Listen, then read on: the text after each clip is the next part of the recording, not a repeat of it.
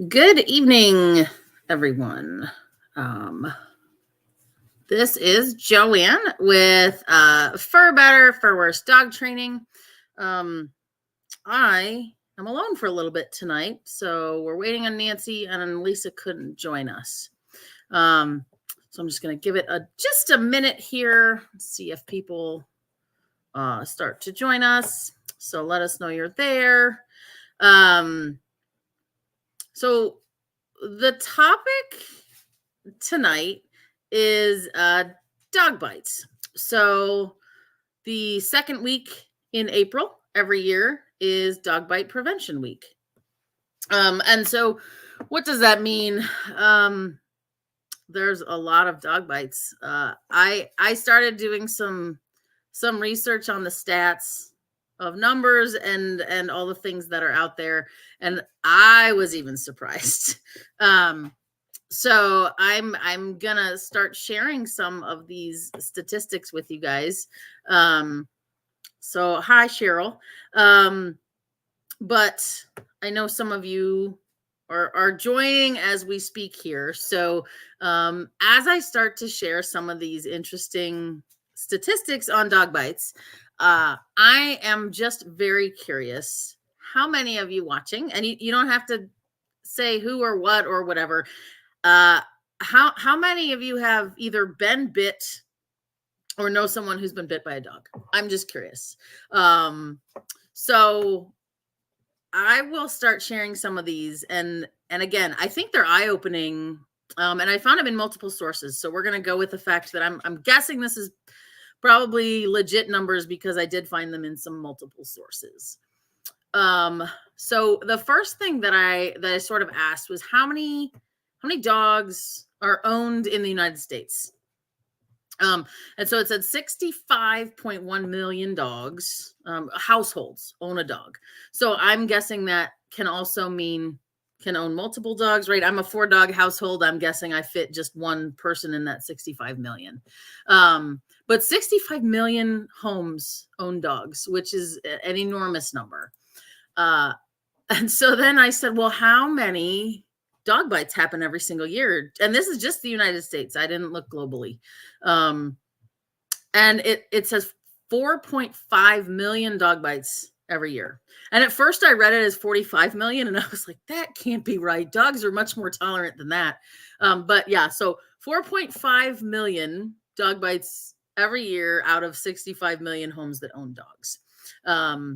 Still, I think that's fair watching how we treat dogs sometimes.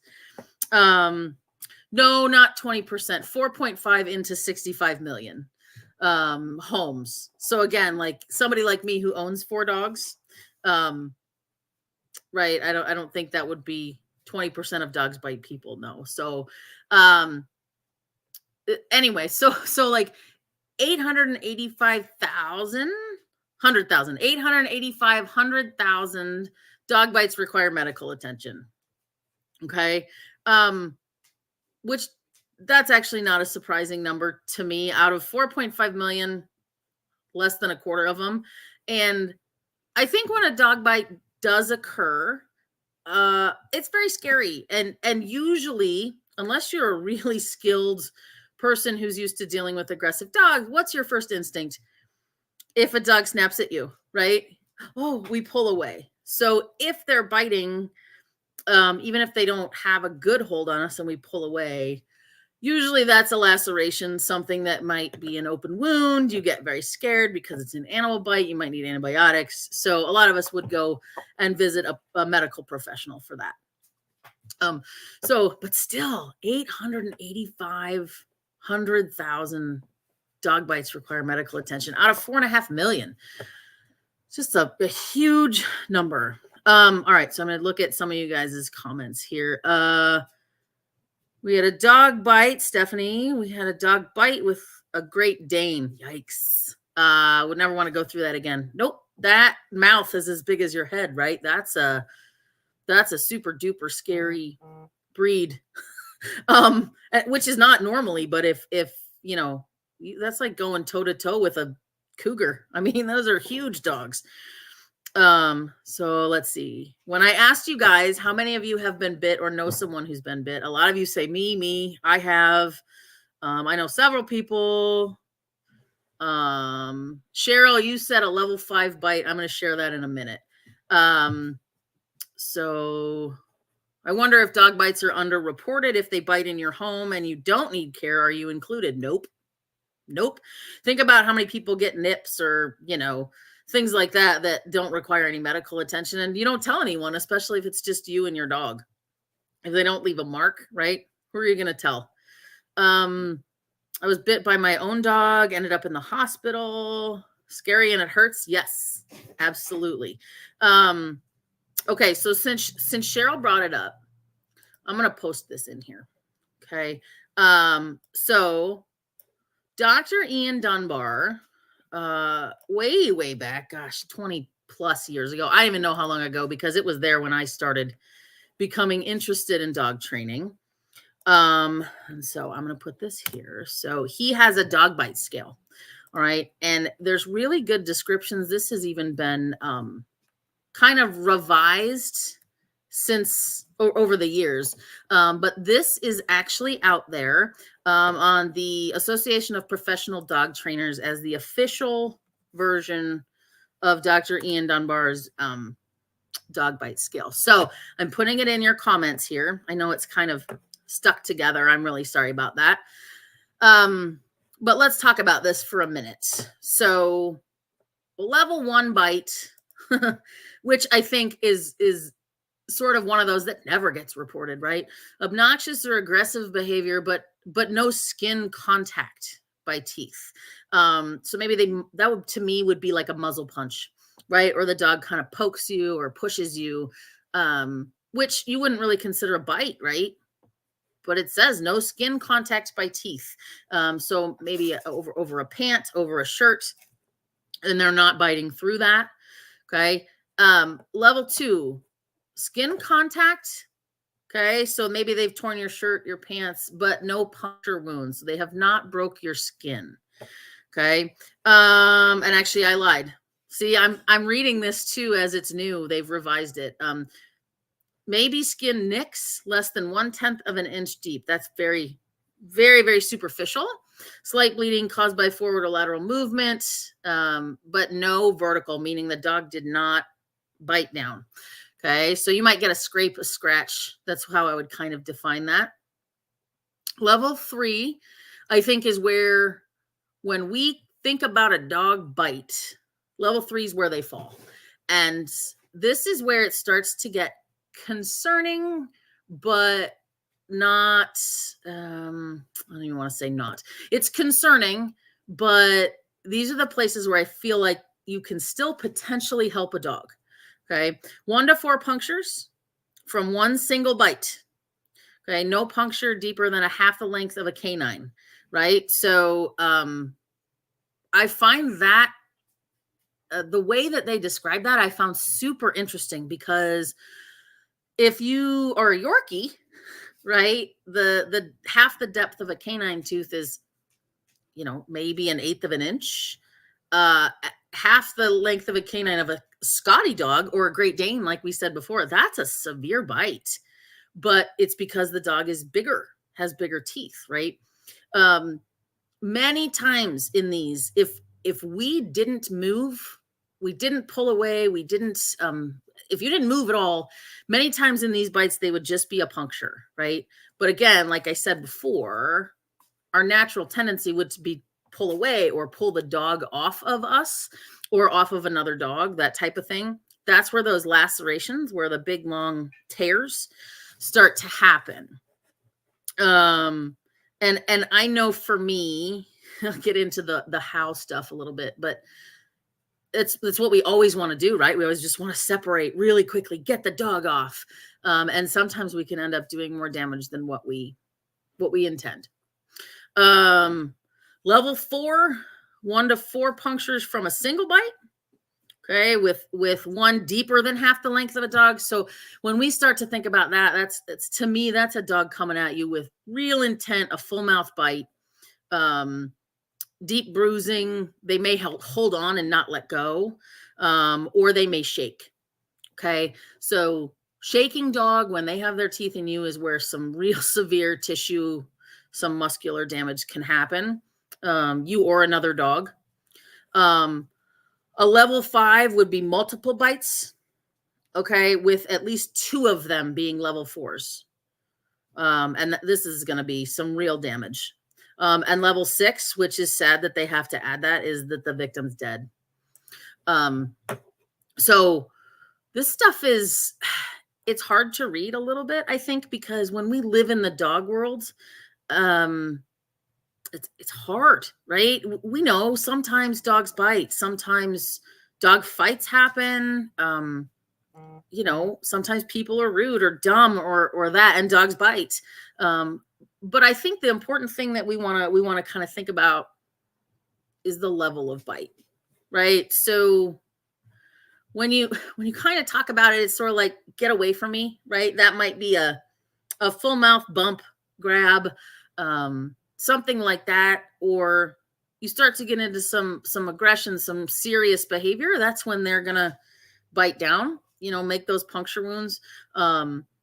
The dogs that grab, bite, hold, shake, that stuff, unless you are really, really a professional dog trainer that owns that dog, if that's a John Q. Public dog, it's, in my personal opinion, is where we start to get non-rehabable.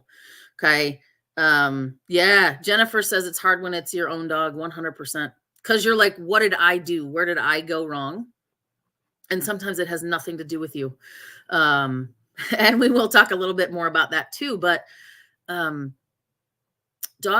that are willing to do that level 4 bite, those are dogs that if it's not you and it's somebody else, that would go to court, whatever, those are the vicious dogs, right? Those usually come with, if you want the dog in the yard outside of your home, it needs a muzzle. You shouldn't take it outside of your property except for to go to the vet. These are serious dogs. And unless you can really manage your home, like if you had kids and you came to me with a dog that had a real level 4 bite, I mean, euthanasia is definitely on the table, and that's sad to think about. But when we talk about bite inhibition, okay, and this is where sometimes it's not you as a human, right? Singleton puppies are some of the worst cases that I've seen at a young age. And it doesn't mean if your dog's a singleton, it can't learn bite inhibition, or it doesn't have it. It just means it missed all those opportunities to play with its litter mates. So by 4 or 5 weeks old, when you hear puppies playing, you get a lot of like noises.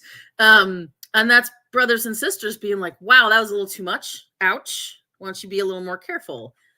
Most puppies, when they interact, they go, oh gosh, sorry, learning how to use these things, right? They're like little needles. I didn't mean to get you that hard. But it's all communication in the litter between siblings, or even mom, right? Mom, if a puppy's just not getting it, a really good mama dog might come in and be like, that's enough. And she might just grab hard enough to say, I mean it, and this is appropriate. And so when they don't have those other puppies to tell them what's right and what's wrong, you can have, I don't know how to use my mouth. I've never had practice. Nobody ever told me what was too hard or not too hard. So that's where you can have bite inhibition is, I have the ability to know and understand exactly how hard I am using my mouth, what I'm using it for, contextually. Okay. So dogs that don't have it just come in and they'll just bite. I mean, some of them like hard, meaning really hard. I did a private way back in the day. It was a 11-week-old American Eskimo puppy, right? This puppy was tiny. It was the cutest little fluffy thing. It had sent the owner to the hospital twice for, I'm going to say, level 4 bites. Okay. Her hand was all torn up. It was wrapped. It got her finger. She had stitches in a finger. 11 weeks old, right? And because it had happened twice in those first, I feel really bad saying it, but I did. I said, you need to either return this puppy or you need to think about euthanasia. This is not okay. Um, and I said, if you're not willing to see a veterinary behaviorist, someone that really has experience in teaching a dog how to have bite inhibition, which I can tell you in my area at that time didn't exist. We did not have any trainers that had the capability or understanding to teach bite inhibition, which in my experience, I don't think many do. I'm not comfortable with it, quite honestly. And I've been training for 20 plus years. So it's a really hard thing to be successful with. And you have to have compliance from your owners to do the things all the time. And let's be fair. How many of you, if you had rules to do for your dog, 100% of the time would follow it? It's hard. Hard. Talking about bite inhibition, Nancy, and Oh, how yeah. when they're puppies, if they're singletons, I find it's the worst. Yes. Agreed. Really, I mean, I don't feel like very many trainers in the United States. There's very far and few between that are qualified to teach safely bite inhibition. I don't think there's a safe way to teach it. To me, Uh, if you're an and adult, yeah, and it's really where dogs are with their litter mates, and sometimes even then, I have a one of my labs has a very hard mouth, and she was with her litter mates, she was with her mom and grandma, and she has playmates here. We did all the things, and she's got a. I mean, granted, she's not a biter, but she's got a hard. Her jaws are like steel. you know, she's rough. So, but yeah, it's tough, right? To teach, yeah, it's really hard for a human to teach a dog bite inhibition, because I know back in the old days, smack him in the schnoz or do all these kind of things. It's like, nope, doesn't work. just just makes them just bite makes it harder. worse, actually. Yeah. Yep. Yes. Um. So yeah. Yeah. So bite inhibition is, and I think that's really that, or really true fear or dog fighting for its life are the two reasons where you start to get into those level 4 bites. If you um are really, a dog is fighting for its life, whether that's an injury and it's trying to protect itself or something else. I mean, these are really severe cases. We don't see many of them, level 4 bites. I mean, we just don't, right? Most of the No, time. right. They say less than 1% of dog bites in the US result in a fatality. That's a very, very, very low number, right?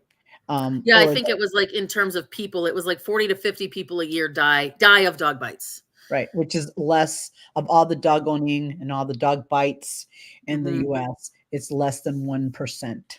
So, which is a good thing. And some of those cases are, you know, I was researching for it, and some of them are, and this is interesting, uh, dogs that belong to another family member, and it's one of the elderly family members that ends up getting very, very hurt or mauled or whatever. The dogs don't belong to the person that bit them. And if you think about it, there's been a couple of pretty rough ones.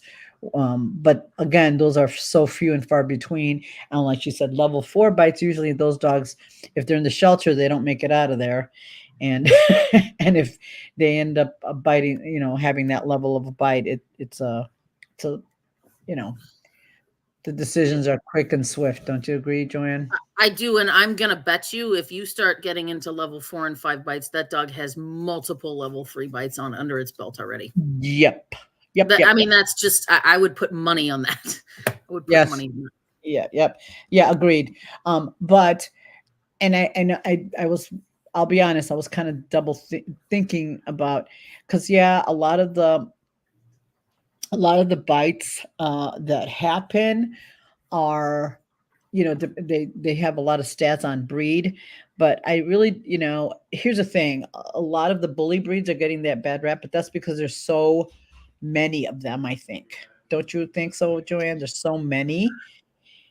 Yeah, and we mentioned this sort of before you came on, right? Which was the level threes, right? Talk about less or more, right, than half the length of the canine tooth.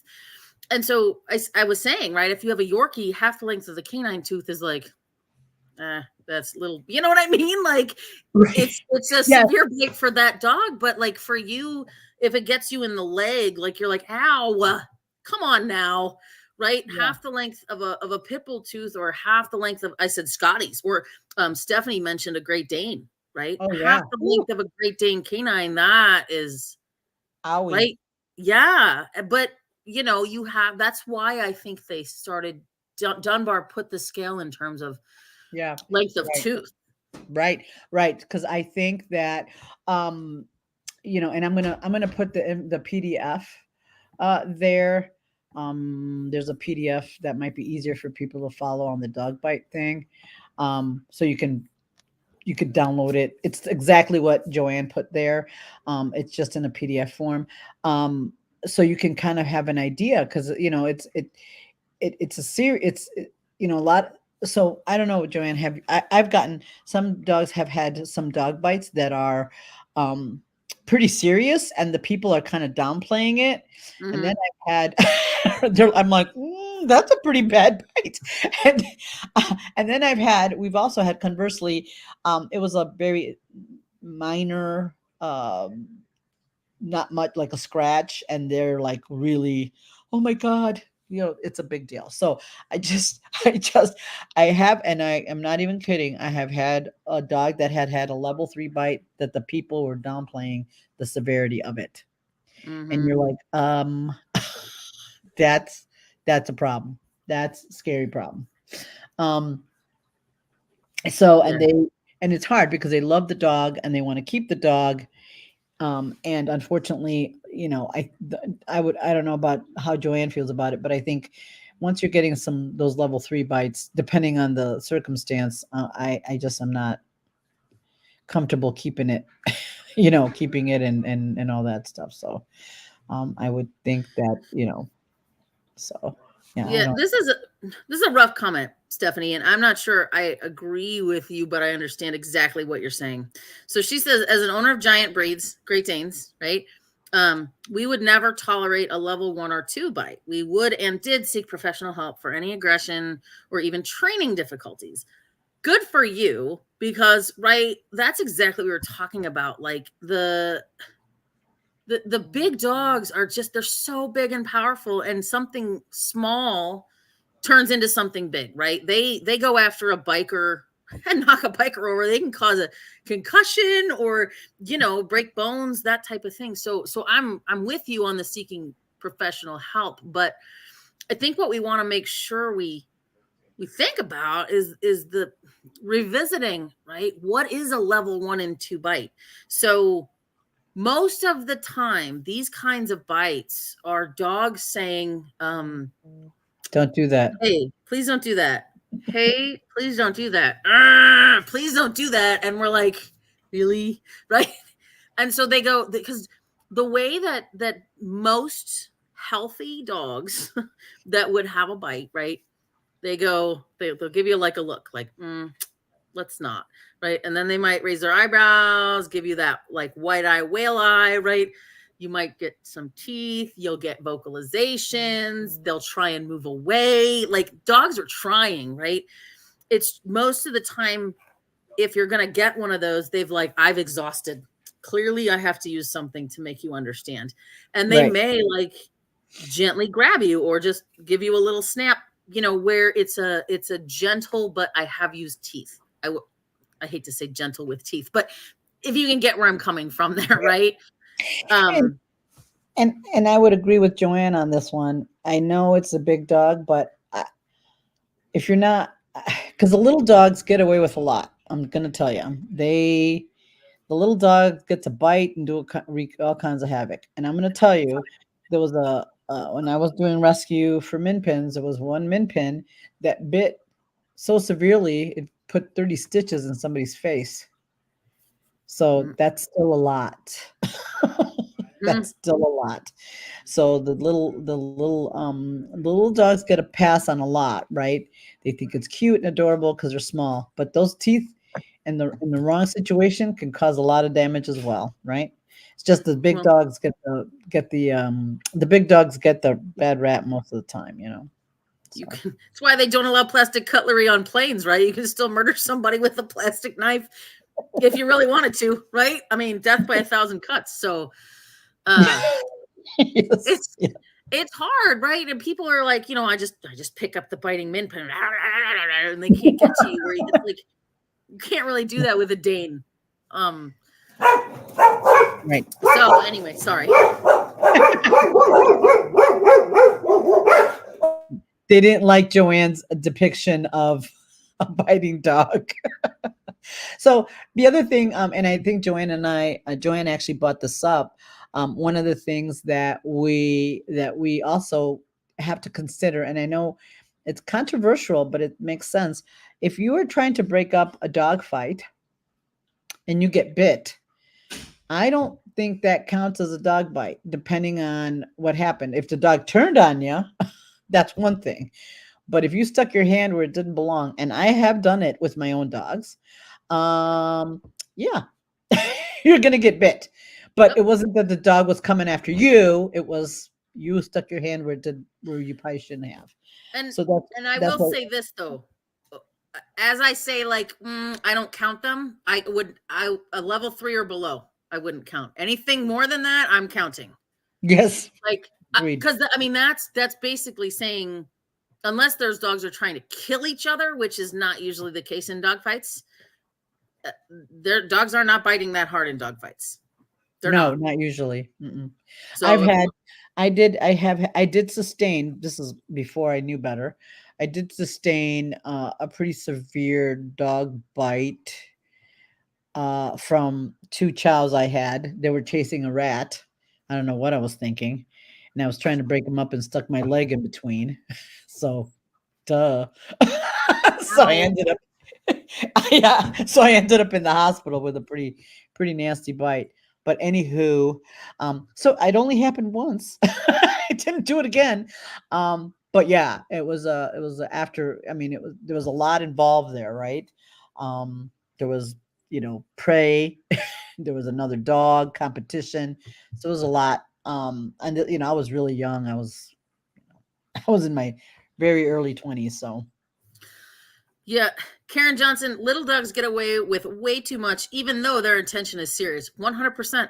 100%. I Yep. don't disagree at all. Like I worked with rescue. We had a little Maltese mix, I think, right? And he had bit in the foster home because they were he kept pulling cat toys off the cat tree. And the guy was, doing something, not paying attention. He reached down and the dog bit him in the hands. And it wasn't terrible, but I would say it was probably between a 2 and a 3. So I mean, it was a decent bite. Um, and it was like, okay, well, so now we know, right? He might have some resource guarding, he might have some this, he might have some Mhm. that. Uh, well, can we adopt him? And I was like, that's a questionable scenario. I'm like, if this was a big dog, I'm going to say no. I'm like, but because he's little, if you really brief a home and you tell them all the things, no homes with kids, right? Like we set a bunch of criteria. And the dog was in that home a week. The lady dropped, I think, like some food on the floor or something and went to get it. And the dog came at her and she was like, no. Dog bit her in the hand. The husband went to pull the dog away. The dog turned and went at the guy's face. I'm like, and done. Like, you know what I mean? You're done. Like, that is, for a little dog, that's a lot of intent. I don't care if Mhm. the bites sent you to the hospital or they were little flesh wounds. You're done. And it's sad, but it will never get better without No. some serious behavioral intervention, right? It'll only get worse from there. Yeah, yeah. And that's what I mean, the little dogs do get away with a lot. Yep. However, a lot of times, little dogs are also, I don't wanna use the word violated, but people pick them up. People do. They have a lot less agency than the bigger dogs. Like if a little dog's, people just pick them up and do, and they, and so that's where some of the little dogs that don't like to be handled, that's where the bites come from, where people, they try to grab him or pick him up or do other things, because it's for people, it's so much easier to just pick up the little dog if he's doing something wrong. You're not going to do that with a 95-pound shepherd. You Pick him up. can try, but it's not going to go well. Exactly. So, Right. yeah. Right. All right. I had a couple more. I went on some law websites because I was really curious about the repercussions of dog bites. So I went on a couple of different lawyer sites to look for some things, and it's interesting what I found. Nancy and I both live in Illinois, so I found this was really interesting. Illinois has the second highest number of dog bites in the country and the highest dog bite payouts in the nation, says the Chicago Tribune. State Farm resolved 337 claims worth $9 million in the last year for dog bite claims. And Chicago, yay to you guys, ranks third in cities where the most postal workers have been attacked by dogs. Yeah. So I believe that. We've had a lot of discussions about, like, people in Chicago are really struggling to go on walks with their dogs anymore. Here's the data that goes with that, right? Like, there are clearly a lot of dogs and dog bites happening out there. I mean, especially knowing the postal worker thing, right? There's just got to be a lot of loose dogs out. Well, and the thing is, the way and that also speaks to the way we're set up in the city, right? Dogs come up to our houses to drop mail off. In a lot of more rural, the mailbox is up by the road, and the car pulls up, and you open the mailbox, put it in. You don't really go up close to the house, right? Where there's dogs, where the dogs are running free. So that makes sense. The more congested the area. And then in New York City, there's a lot of dogs, but not as many, I think, as in Chicago. I think Chicago has more dogs. Just seems like it anyway. Feels like it. And the other thing is, do you have a lot of people with dogs that they feel dogs should be free, dogs should not be restrained, because I don't know, I'm in other parts of the country with other dog trainers I talk to, like, and I know we've alluded to this before, they don't want the dogs confined or crated or whatever. We seem to be in this area a lot more, have issues with and not train the dog and just leave them in the yard and all those kind of things. And I know the yard thing is a lot more common in the rural areas, but it's just really, and then in Chicago, it's really congested. I mean, there's a lot of dogs in a really small area. So you can imagine and not to pick on the shelter folks, because they're doing the best they can. Many times they're adopting dogs that are kind of questionable into the city, right? Into Chicago. Why would you adopt that has a little bit of reactivity or some issue in a place where it's so crowded with so many dogs? It's just and we're seeing a lot of that. I have a couple of clients from Chicago. They got dogs from a shelter. The dog was reactive, and they live in downtown Chicago, which is so hard because there's so many dogs there. For a reactive dog, that's hell. Right? Are there leash laws in Chicago? Yes. There's leash laws most places. It just depends on people want to listen to them or not. So just a couple more things from the law piece of this, right? I found three. There's three different ways that you can prosecute, right? So Illinois happens to be what's called a strict liability dog bite state, meaning if you own the dog, you're liable for it. And so that doesn't even necessarily mean a bite, just a bite. If your dog chases the guy on the bike falls, breaks his arm, you're going to pay for his broken arm if he sues you. So any injury, and that can also be like loss of wage, emotional, trauma, all of that stuff, you can be sued and be responsible for. The other one, and I'm going to forget the names of them, but the other one was like proof of something. So if you have ever had a dog growl at someone, you have a previous bite, you have a dog that's fought with the neighbor dog, anything like that, and you have knowledge of it and it bites, then you're liable. Otherwise, there's like a first time one, I think they call it one bite or something like that. And then there's another one that's like sometimes you have to prove it, and it really just depends. Um, but I will tell you, most states aren't that. Illinois, if you got a Yeah. dog, it bites somebody, and they sue you, you're on the hook. Yep. And a lot of places will not insure you if you have certain breeds, Hmm. right? And that's where there's a lot. Do you happen to see if the Bureau signs are good or not? Yeah, ish. Like I have a beware of, even though my dogs, are pretty nice, I still do have a beware of because for a little while in this area, we were having people cut through the yards. Um, and I'm like, nope, I'm gonna put. And usually, if they see a beware of dog, they won't do it. So I did put one on my on my gate, and haven't had a problem. But I think it depends. If you know your dog's a biter, and somebody happens to come in your, you know, Well, and the statute says Illinois is a strict liability dog state. If a dog owner is liable for the full amount of a dog bite victim injuries if the dog attacks, attempts to attack, or injures a person who is peaceably conducting themselves or has a lawful right to be in the place where the incident occurred. So I would think if somebody's cutting through your yard, you're probably not liable for that. If it's the Mhm. male person, Mhm. right, your dog jumps over the fence and nails the male person, I'm going to say you probably are, even with your beware of dog sign. If they're have a lawful, the gas and electric guy, the male person, anybody, who has a right to be there and do business, yeah, I don't think it matters. Yeah. So, and that's what I mean. You really have to, and a lot of people, excuse me, that have questionable dogs sometimes don't take those serious until they have some major we've had a few people come to our facility where they've already had an incident, and so to get reinstated and all that, they have to go through training and behavior modification and all that to be able to so they can keep their dogs, right? And unfortunately, it takes that, Joanne, all this legal stuff for them to take it serious when they could have just taken care of it beforehand, so it would have never happened.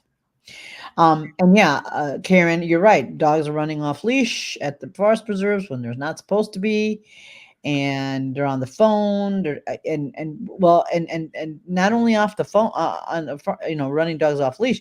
In Chicago, I can't tell you how many people I see, or even around here, people walking their dogs on the phone. So if something happens, you're going to miss it. You're not even going to be able to give a good analysis of what happened because you weren't watching. You were on the phone. You were talking, or you were texting, or whatever, while you're walking your dog. I see that all the time. So it doesn't even matter if the dog's off leash. You know what I mean? Because a dog, somebody can pass by or jog by the dog. If you're not aware, they're gonna, you know, the dog might jump up and nip that runner, and you missed it, and then you have a situation, right?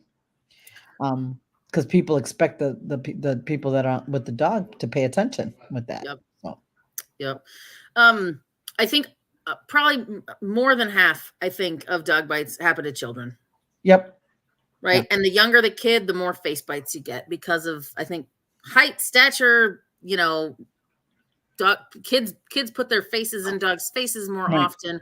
Um, and how do you teach this? I will tell you, with Dog Bite Prevention Week, right? There's all sorts of videos and YouTube videos and coloring books and things that are trying to teach, but it really comes down to the parents. right, So last year, I taught a little workshop at the public library that was talking about how kids can appropriately interact with dogs, right? And I brought my bomb-proof Vizsla. He tolerates almost everything. Yes, he can still bite.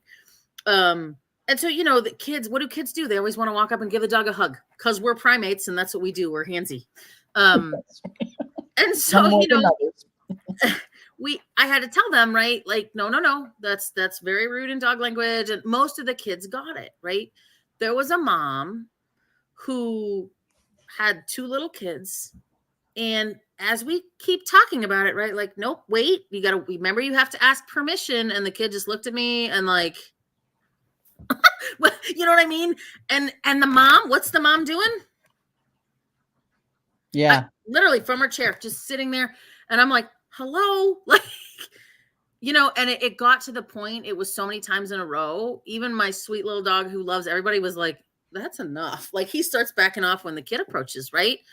Um, and I think, imagine if they had a dog in their house, right? Yeah, Like, right. that's a kid that's getting bit for sure. I mean, I don't mean to be mean, but like, that's the kid that like sticks their finger in his ear and gets down in the dog's food bowl when they're eating, and like, what are you doing? And mom or dad just is not engaged, and then it's the dog's fault, right? Right. So Well, and children are the bit most, and then men are the second in that list, right? Men get bit more um than women, only because they're, I guess, bigger, more threatening, I guess, and so dogs would, get more worried about them. But the children are number one, and boys more than girls, but still pretty even nowadays. Um, and people, yes, Stephanie, people think they have a right to, you know, come up and grab your dog and all that stuff. So, and having had a dog that wasn't great with people many years ago, it's just so stressful. That's why, like now, because of what I do for a living, I'm a dog trainer. I can't have people come up and they pet your dog and everything else, without. So I don't, I they're not around kids that much. My shepherd loves them, but my other dogs haven't been around them too much. So I would have to, like you said, protect protect the dog, and and educate people. But I think people do think with children, they get really upset when you tell them that they shouldn't pet your dog or they should ask permission and all that stuff. They're incensed that you have to do that. That the dog should be good enough to be handled, and and it's like, would you just run up to somebody and grab them and hug them and touch their hair and pet them on the head? But it's okay, for people to do that to the dogs. It's crazy. yeah, and it's funny, like Stephanie's saying, everyone wants to touch her dogs, because you have one of those strange looking dogs, right? It's not, they're lovable, but they look like big giant teddy bears, and they're huge, and nobody sees dogs that big that doesn't, isn't in conformation, or isn't like really in the dog fancy, right? You don't see Great Danes wandering around very often. Yeah. I mean, they're dog show dogs, right? Like sporting dogs, nose work dogs, obedience dogs, conformation dogs. A lot of people don't have them as pets that you see in public. I'm sure they do, but like, Yeah. nobody Well, goes walking them around the neighborhood. and I never have to worry about. So this is the irony. Nobody wants to pet my shepherd because he's a shepherd and he's big. Uh, Mhm. so I never have that problem. But he's the one that wants to be touched and manhandled because he would love it. Uh, But and my other dogs probably wouldn't enjoy it as much. mm. They're okay, but they wouldn't enjoy it as much as Tango does. Tango thinks it's the best thing since sliced bread to be touched and handled and poked and prodded, and he enjoys getting his blood drawn because he thinks they're touching me. So Yep. So I mean, I really want to touch on something, and I know we sort of did, but I want to go deeper. Okay. And Nancy alluded to it, right? People who get bit during a dog fight, do you ignore it? No. Do I hold the dog nearly as accountable? I do not. And so I've been working with our local shelter, right? And if the dog has any kind of a bite, they don't go on the floor. And there's some really nice dogs that I've pulled that I'm like, this is a perfectly adoptable dog, right? It was a dog fight. It was a fight, and like somebody stuck their hand in there. yeah, And so, some of the things that she says is like, yeah, but how do I justify this dog has a bite, and it was a dog fight, and this dog has a bite, and it was a real bite, and like, how do you know the difference? I said, I get it. I totally get it. I said, let me describe it to you like this. I said, if you're afraid of snakes, right? That's just a common fear. So I use snakes a lot as a fearful thing, right? Um, and you come in, and I all of a sudden turn around, and you're deathly afraid of snakes, right? Like almost pass out afraid.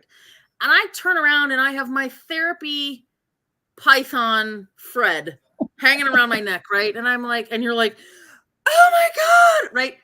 And you would run through a window to get away from Fred. Fred's very nice, doesn't matter. It's a snake. You don't like snakes.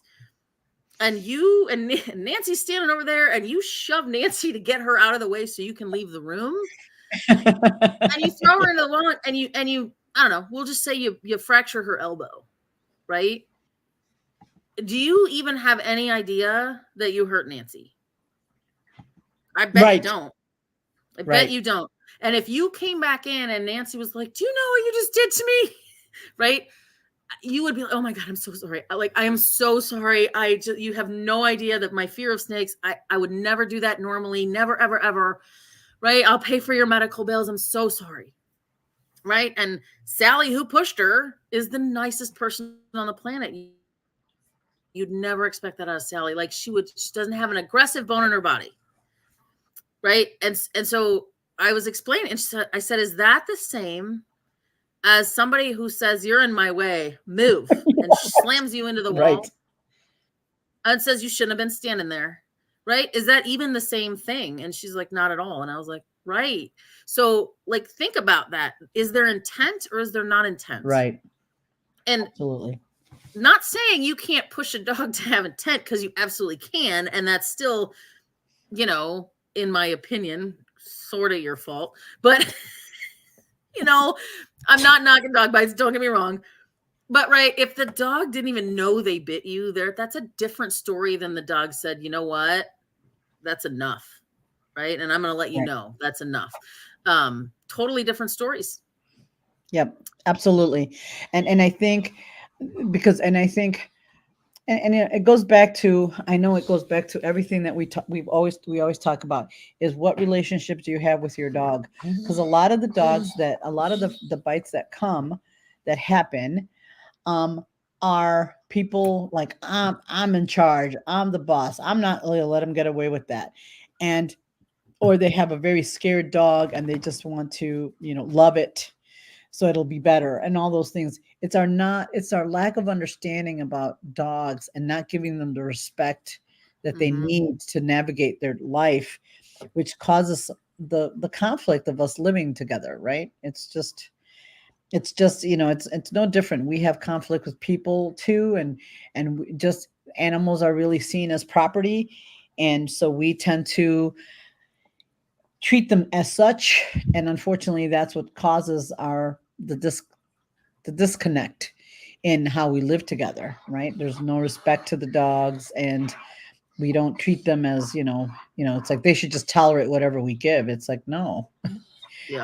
It's just telling me like, well, I have to tolerate however you want to treat me. It's like, no, nope, doesn't I work like don't that. actually. You don't, yeah, right. Don't actually.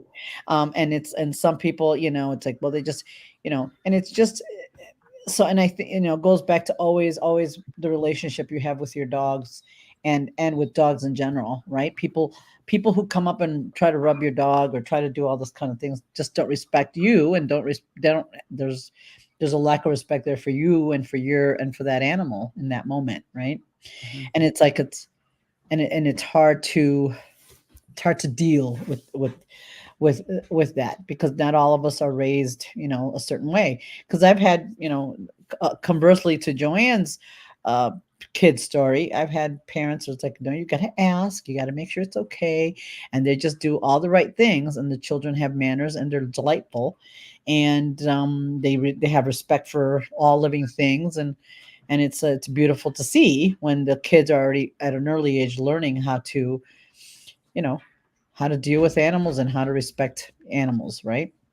Yeah. But I think, all of it goes, that's why there's so many dog bites, and children aren't really taught that. And people seem to feel that dogs should tolerate anything that a kid gives out. Like the dog knows that this kid is just a kid. And it's instead of teaching our children how to respect that living being, right? So and so I don't know how to fix that in the world, right? And the dogs unfortunately are paying the price for it, right? And some of these, and so like Joanne said with that analogy with the shelters, some of the shelters are trying to save dogs that maybe should not be saved, Hmm. can't be saved, or shouldn't be adopted and put out into the world. And so we're having more of that happen as well, where we're adopting dogs out that are marginal, and they're not quite, you know there's a reason we there's people who are born that aren't right. There's jails full of them. And so, and, and that's so why is that not something we even consider in a dog? Sometimes some dogs, aren't okay, and some dogs aren't okay because we humans messed them up. And there's not, it's terrible for the dog, but it's still what it is, right? The Mm-hmm. dog the dog is still, has an issue. So Yep. All right. So I want to ask you guys another question. So I know I asked you in the beginning how many of you have been bit or know someone who's been bit. This question I want to ask you. I know all of us, right? We were stupid. How many bites did you get before you were 30? Yeah. So yeah, right. how many bites do you get now? None. Okay. Yeah, exactly. Right. So how many of you guys out there, I want you just give me a one-liner, one sentence, like don't write a paragraph. If your personal dogs or you witness a dog fight, what is your first instinct to do? Like, I just want you guys to share. You see two dogs start going at it, what's your very first instinct to do? And this is where hopefully we can give you guys a little bit of something. Because I will tell you the things that I have learned over the years. Okay. Human beings, when dogs go at it, go, ah! Right? It's scary. There's gnashing teeth. The dogs are loud. They're throwing a fit. They are, right? It looks like they're going to kill each other. I mean, let's be fair. Okay. It really does look like there's murder about to happen. So, okay, we got not stop them. Really, Ronnie? Or is that what you think the answer should be? I have researched, I stomp and yell. All right. Karen says interrupt them. Anybody else? And so, Karen, to follow that through, how would you interrupt them? Yeah. That would be the question. Grab collars and do this. So knock it off. Mix. Yeah. You don't count, Amy. Your dog has no teeth. Yeah, right. All right. So Ronnie's got it right there, right? Right. That might not have been Ronnie's answer. She said, I learned the hard way. Yep. Which means she got bit. So throw something if I have it. Okay. Hose with water. All right. Okay. Yep. So, yeah. All right. So first thing I'm going to, tonight I had this with my pup. I threw a bucket of water on him. Okay. So water seems to be a common theme. We don't always have a bucket of water sitting in our house though, unless we're outside with the hose. But so okay, not sure. And what I would do is wrong. Maybe not. The biggest first thing is don't panic. All right. I will tell you, the louder the fight, the less is happening. Right. Absolutely. The more gnashing and yelling and barking and growling and running around and blah, blah, blah. They're having a big verbal altercation and it's a little bit of a bar fight, right? Nobody's looking to kill each other, right? I'm going to see if I can throw one in on you and you throw one in on me, but you have time if it's loud. Yes. Okay. Absolutely. Because the yelling is a big yelling and screaming just makes it so much worse for the dogs, right? And if you're getting bit, that's true as well. Yelling and screaming can turn a bite into a mauling. Yep. So there's a couple things that you can, and I think we talked about them before, is an air horn. So something loud like that, that would be something you could have.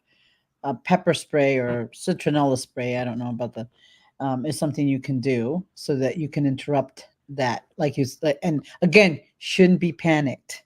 And then you're able to maybe separate and put one behind a door, like Karen Johnson said. But I think what happens is we panic, we want to interrupt it, and that's how we get bit. And then we're screaming and yelling and screaming back legs. Well, the problem is the back leg thing, they can whip around and nail you. So that would be. Or if they can. Or if they have a grab on a dog, you can make that wound 100 times worse than what it would be. Right. By pulling them apart. Okay. Right. Quiet dog fight means one will emerge victor. So, Yeah, yes, Karen, absolutely that's true. that's the one time that if they're my, well, I'll tell that story in a minute. But so the big first thing that I'm gonna do, right? Because again, if you have fights all the time, hopefully you're taking precautions. But maybe you do have water, maybe you do have the air horn, maybe you do have something. But first thing I'm gonna do is be like, what's near me that I can shove in between those dogs? Mhm. Is it a chair? Maybe Right. it's even a blanket that I throw over them. Something to kind of put in between those two dogs. That you Mhm. know, when somebody takes a break, you can kind of get that barrier and maybe like kind of block one away, right? That's but if you don't do that and you have your air horn or you have your thing, right? You do have 30 seconds to walk away. Go get Mhm. it and then solve your problem, right? So first thing is don't panic and use your brain. Go get an item, whatever that is, Right. right? Something to separate, something loud, something to throw on them, that sort of thing. It is not, which is what most people's first instinct is, to put something in the middle of them that requires skin. Don't Yes. do that. That's how bites happen, and they hurt. Like Yep. dog bites, even small ones, they create inflammation. They create tears. You can get infections. You can get pockets of ugh, the things that really really hurt humans. Our skin is very Yep. soft. So Cheryl asked what you would do if you're not at home or on a walk. So Cheryl, this is where you would carry a citronella spray or an air horn, or Hmm. I used. This is what I had to do once. I was dog walking. Uh, a long. I was dog sitting, and a long time ago. And actually, this is a Patricia McConnell. I had kibble in my pocket. A dog was coming at the dog I was walking, and I just threw the kibble at it, and it actually worked really well in that case. Clearly, the dog wasn't serious because the just the getting hit with the kibble, he was like, "Oh, this is yummy." Dog ate it. As he was eating it, then I was able to sneak into the yard and get away, and it wasn't a problem. So that worked really, really well. Um, and this is a Mike Shikashio trick. If you have a little dog, you can pick up that little dog and put it in a garbage can, which Or I on the thought, top of a car.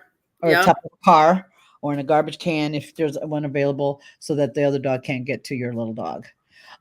Which at that time, I had a little dog. I obviously, if with a big dog, that's not an option. There's other things too. Teach the dogs to get behind you, so you can, use the air horn or other things. So that's an option. So instead of your dog being out there, he can get behind you, and then the dogs might have a little less opportunity. You'd have a little more opportunity to get away. So those are some options.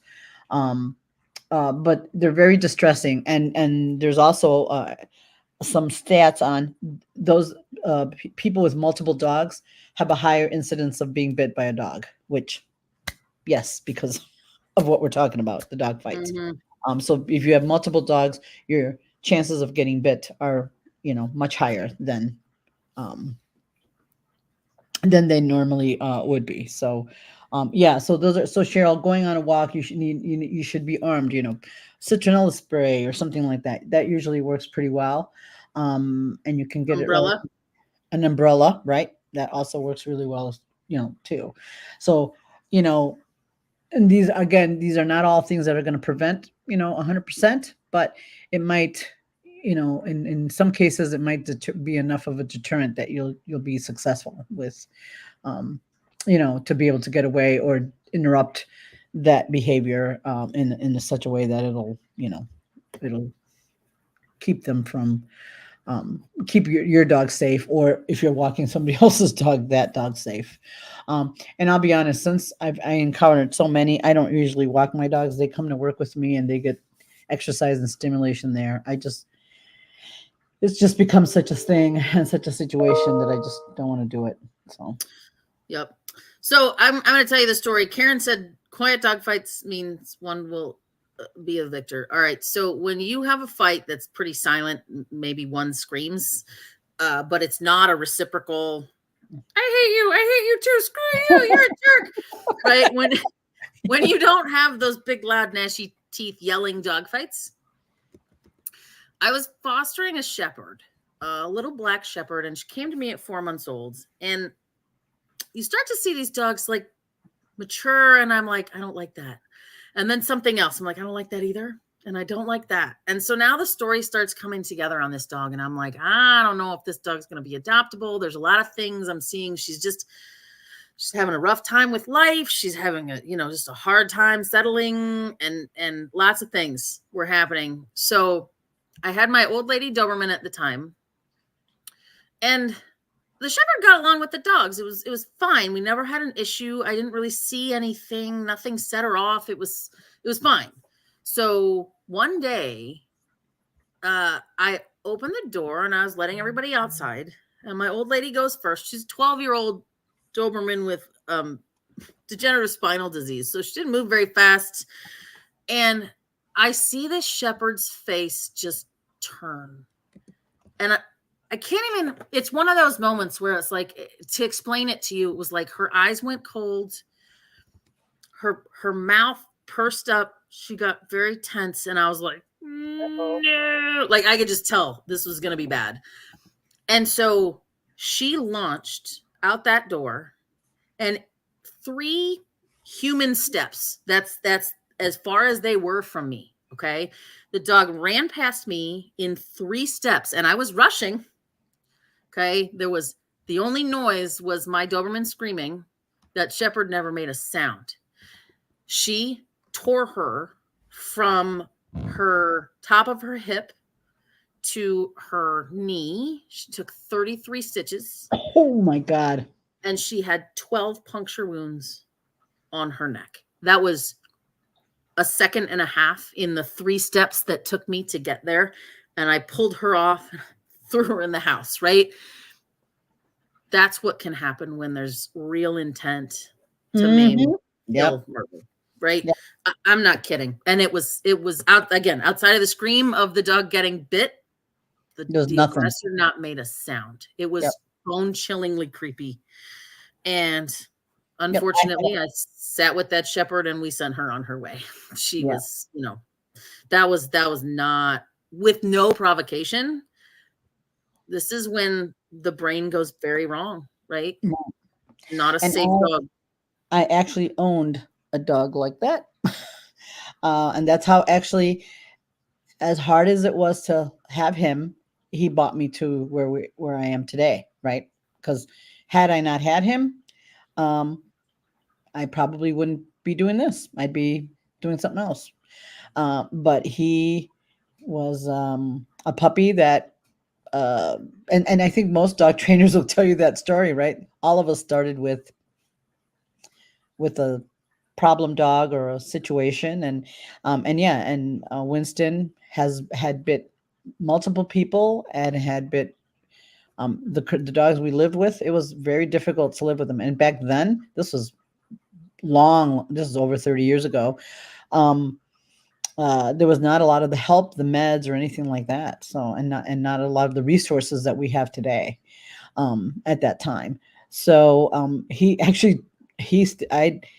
behavioral euthanasia was not, a thing at that time. So he lived to be almost 13. It was a long 13 years of living with that dog, because he was rough. and his was like, in Joanne's word, it was quiet, never made a sound when it was going to happen. It just happened. So it's just, so that's what I mean. Noise is a welcome when there's a lot of, well, you did it. So dog bites are, I wish we had an answer, a lot of some answers, but it's just how to manage it and how to and that doesn't mean that we agree with you having to walk on eggshells around your dog that's going to try to bite you either, because that's not a life either, right? Seek help. Yeah, get help from a reputable trainer that's going to help you, because that's not a way to live either.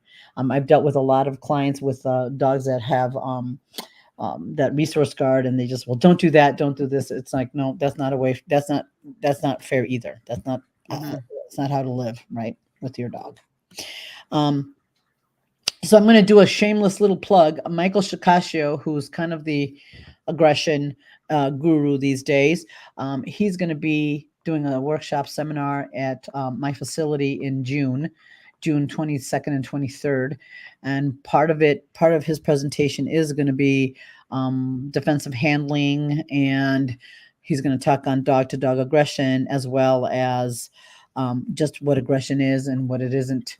So if you're interested and you're able and you're want to learn a lot more about dog aggression, because it's something that, while we do a lot of dog sports now, and Joanne's a lot younger than I am, so she might still have the speed to get to a, a situation.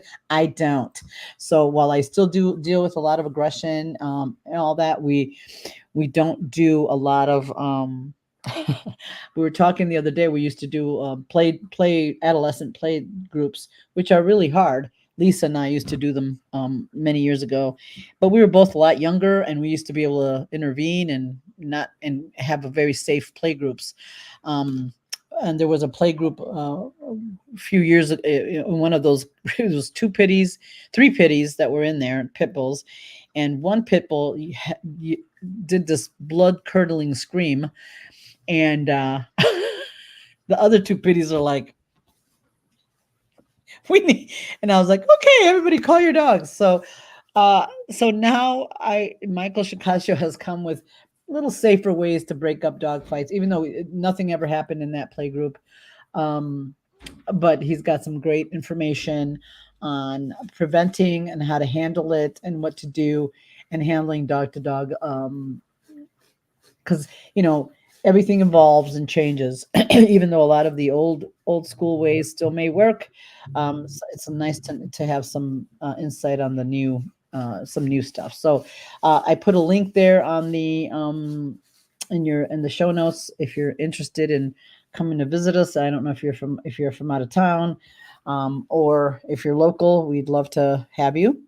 I just because dog aggression has become such a big problem, we kind of circling back to it, wouldn't you say, Joanne? Because it's been a long time since we've kind of been, we learn, with online stuff we do a lot, but it's kind of nice to do some in person and kind of talk about it. And no, it's going to be, we're not offering it on a platform because Michael has a lot of stuff on his own website, so it's going to be, it's all in person. So you get a lot of hands-on and how to interrupt that stuff. So it's going to be an in-person